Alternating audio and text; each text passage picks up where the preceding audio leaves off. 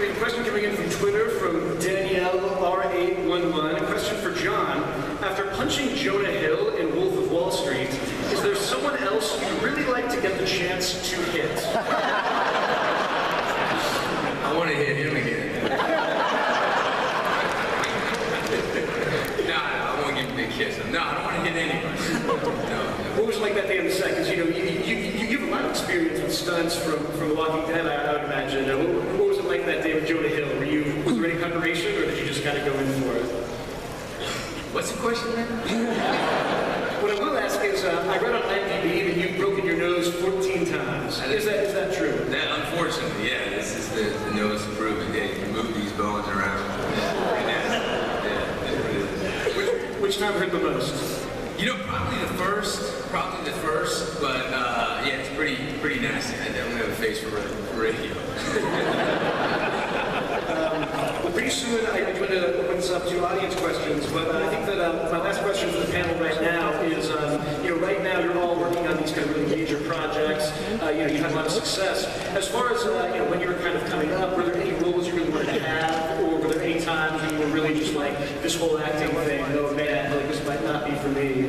We'll start with Theo. Start in the middle and work our way down this way. Oh man, I mean, this acting thing for me. I mean, I think, everybody asks themselves questions every day when they're doing this stuff, and it's such a, blessing. I just appreciate this whole thing so much. It's been such an amazing ride for the last 15 years. And it's just crazy. Like you were just saying, you can do this, and then they think you're new after 10 years and you've been doing it for a while. And it's just cool because you get something like this where you get recognition for that specific project you're on. It's very cool. So I'm just grateful. Well, and Freddie, history is filled with a lot of kind of younger actors making the transition into more grown-up roles. And fair to say that your role now is definitely taking you to some pretty intense places. What was it like kind of transitioning into Norman Bates, into the kind of intensity of his psychology? Yeah, it was fun. I always said fun on set. We've got these really fun scenes going on. So, no, you're killing someone else. No, it's good there. It's nice. It's a friendly person. But hopefully it'll be a bit more transition. I guess that's the nice thing about playing Norman. He's not going to be killed off, so I'll be around for a while. Theo wishes he had that kind of job. Every day. Looking through the scripts in me, I just wonder which one of you I will be getting rid of. We're not particularly, they're all lovely people. And then I guess at the moment I just finished university, so it's more this sense of not hiding behind being a student anymore. People are like, oh no, I'm just I do a bit of acting, but actually studying, and I guess there's not that. Well then, I hear they're casting the Sons of Anarchy people now too. There's talk. Who knows? I don't know. Who's playing the young Ron Perlman? We got a lot of things. Yeah, Theo. Who would play the younger version of you? Me? Yeah, Ralph Macchio. Instead of John.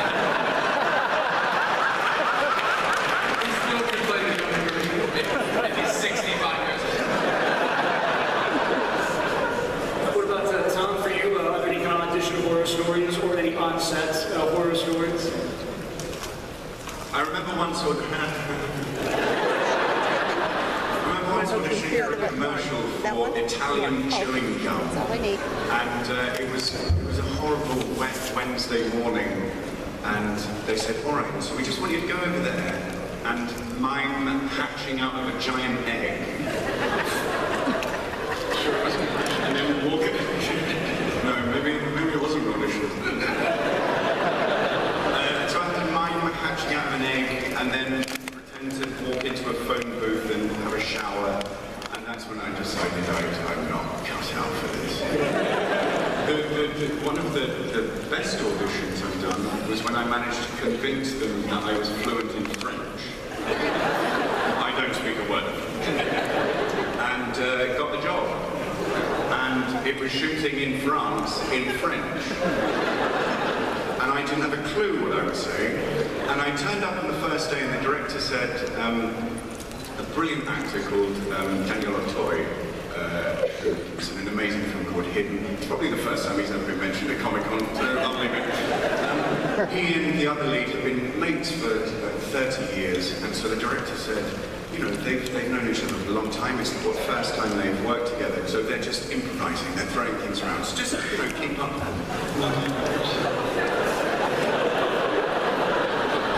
You know, we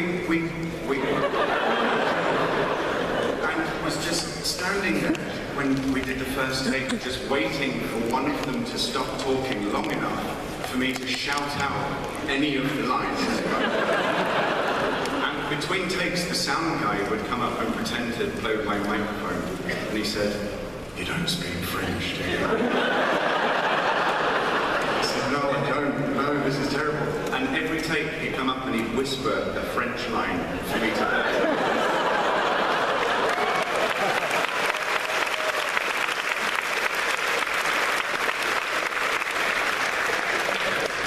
Now, John, I want to ask you specifically about filming Fury, because you know, you're working with David Ayer, who's a really famously intense filmmaker. It sounds like you guys are working in close quarters the entire time. Are there any kind of tough days on set, or any days where you're just like, oh man, the intensity level is at an all-time high? Look, I mean, yeah, you know, look, I have a certain, this I can probably speak for, I'm sure I can speak for everybody up here, where, you know, we get paid to do what we love more than anything else in the world. So I always take a little bit of an issue when, you know, actors talk about how tough, you know, it is. I think that said, you know, I think David is sort of the one guy out there working right now who is able to tap into a kind of a real sort of he can tap into intensity unlike anyone at least I've ever seen or I've worked with before, and he demands an unbelievable amount from his actors, and he's able, I think a lot of times, the main job of the director is to create an environment to work in. And look, I've been so privileged and honored to work with some of the greatest, but he is, to me, as far as doing that music, he's on a completely different level. I think that this movie, at least the experience I had, the movie I saw with my eyes, was the most intense atmosphere I've ever been a part of. So when you think about that, you think about, you know, we're just playing pretend, so when you think about what these guys in these teeny little tanks actually went through, it is just absolutely staggering. And so that's what we're going for, and I'm really, really, again, honored to be a part of this one, and I hope you guys dig it.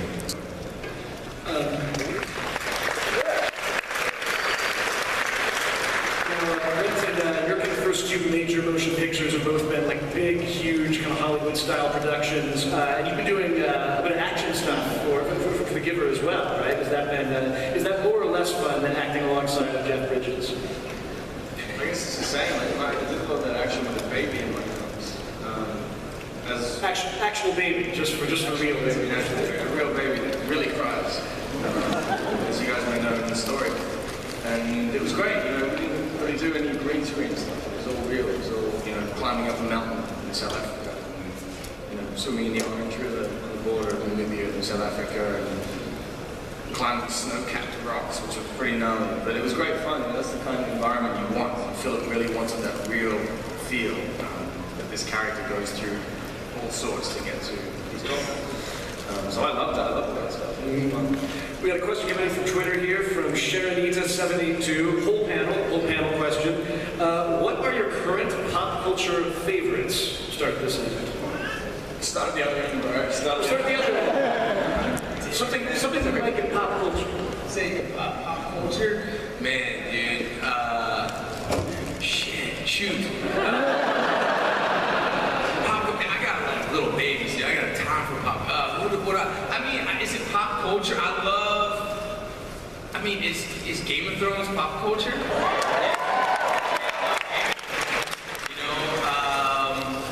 and I love Waylon Jennings. That's not pop culture. That's close. You know what I mean? Hey, I'm gonna pass it on down. Tom, what about you? What are you interested in right now? I was going to say Game of Thrones as well. I was rather late to the game, and I binged the first 3 seasons in about a month. Time for the last one. And I'm so sorry to all of you that you couldn't get into the Game of Thrones panel.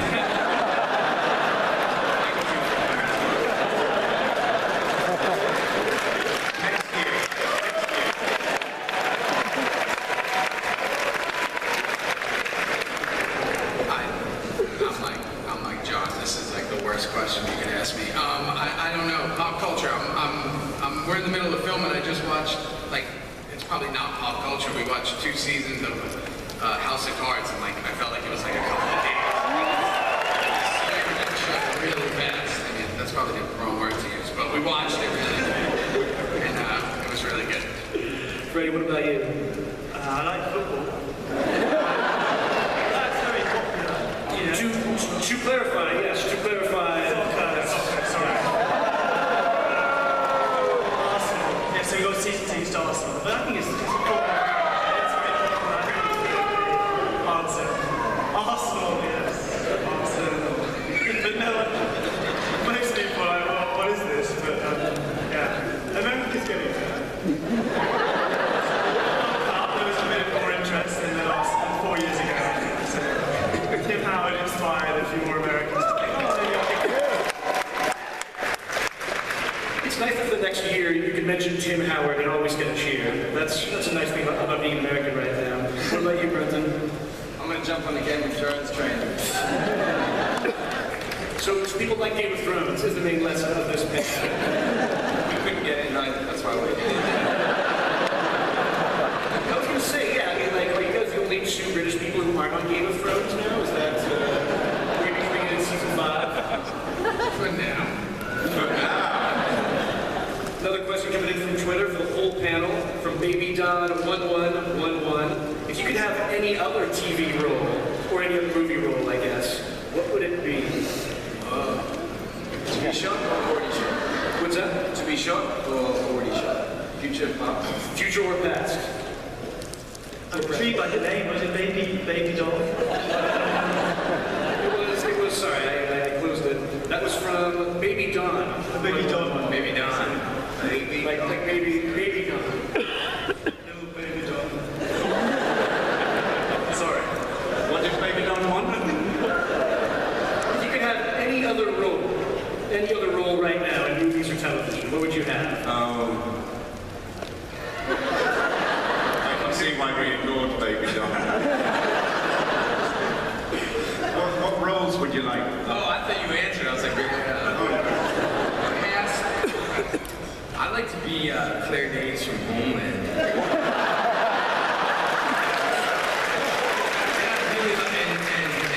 And Sons of Anarchy.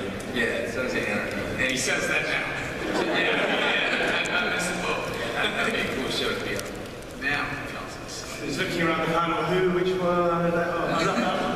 Oh yeah, Bates Motel. I'd like to be in that. I did want to be in The Giver. Theo, what about you? Any other role? Television or movies? I mean, radio past roles? I would say past. I mean, to me, I think we, all know. There's some, I just saw like Citizen Kane at the Orpheum Theater and Godfather 2 at the Egyptian. Like, there was like somehow you could do that kind of film nowadays would be like, any Godfather 2 now would be like bananas. It's quite a difficult question because when there's something that you really, really like, I always think I'm pleased I'm watching it. Yeah. I'm pleased I'm not in it. I don't want to ruin it.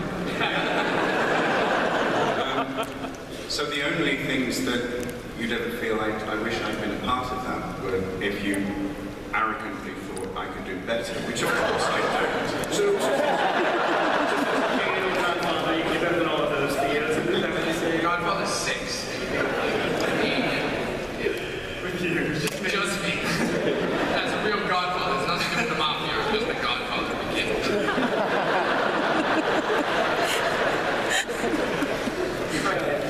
Do we have any questions from the audience for these guys? Hello, miss. Well lit. Hi, so I was wondering if you could work with anybody, who would it be? Like, whether you've worked with them already and you'd like to again, or if there's another person, like, who would you really like to work with? Cranston. Breaking Bad is one of the best shows ever made, and he was remarkable from start to finish. And when you see actors who, you look at Malcolm in the Middle and then look at Breaking Bad. And when you've got actors who can really change and completely throw themselves into a new, perfectly rounded character, I just would like to, learn from him. There are others.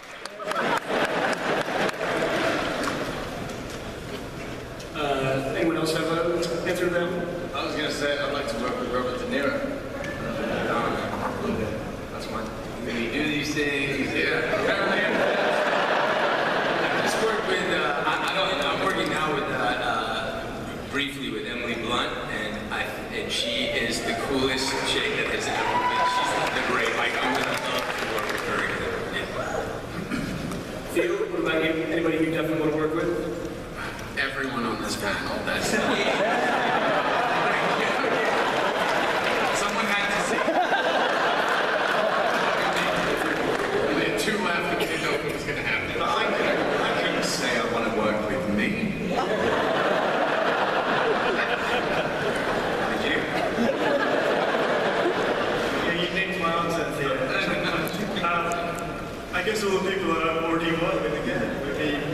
No, they've all been fantastic, and that's the joy in some ways of television, I think, because as Robert De Niro said, it's over. But with TV, it's not. You get to go back and have another season and work again with this same crew and cast too. If you're having a fantastic time, they become like a family, and you just want to want it all to carry on. So that's what I've really loved about television: the chance to work again and again with the same people that you've come to know so well.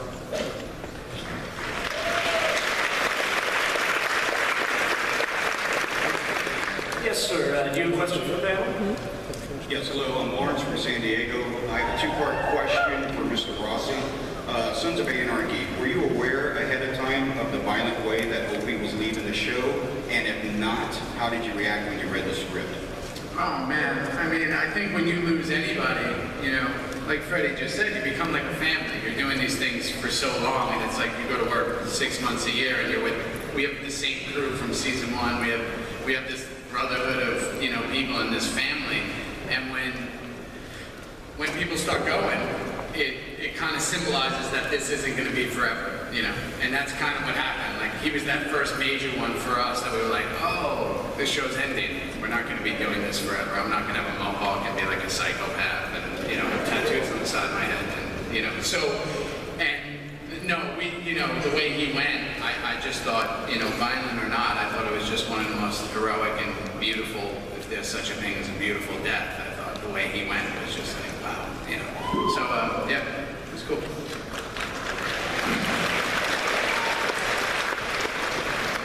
And next question. Hi, my question is for Brenton. I know that you're coming out in a movie with Ewan McGregor, and I wondered if you could talk about the role that you're playing and what your character is about. Yeah, I am. I haven't spoken about that film yet. Thank you for bringing it up. I'm really excited about it. It's called Son of a Gun, for those who don't know. Crazy story, actually. A year before I got cast, I watched The Beginners. You all seen The Beginners? It's a great film with Ewan McGregor and Melanie LaFont. Did I say that right? French guy? You're very close. And I said to my friend, a year from now, I want to work with Ewan McGregor. And exactly a year from that date, I got cast in the movie with Ewan McGregor. And so it was a dream come true. We had a great time in Western Australia, in Perth. We shot in Perth, and in the desert areas of northwestern Australia. It was a great time. I mean, it's about a guy who goes to jail and meets this mentor in jail. And my character gets out and runs a bunch of illegal errands for this guy and helps him escape from prison. And together they go on a gold heist and steal gold from Australia. I mean, there's not much gold in Australia. I don't know why we do that kind of stuff, but we steal like $5 million or something. In America, it'd be like 50 million or 100 million, but in Australia, it's like, oh, we got $5 million. I think it was 10 million anyway, that stuff. Yeah, anyway, I hope you enjoy it. It's a cool film.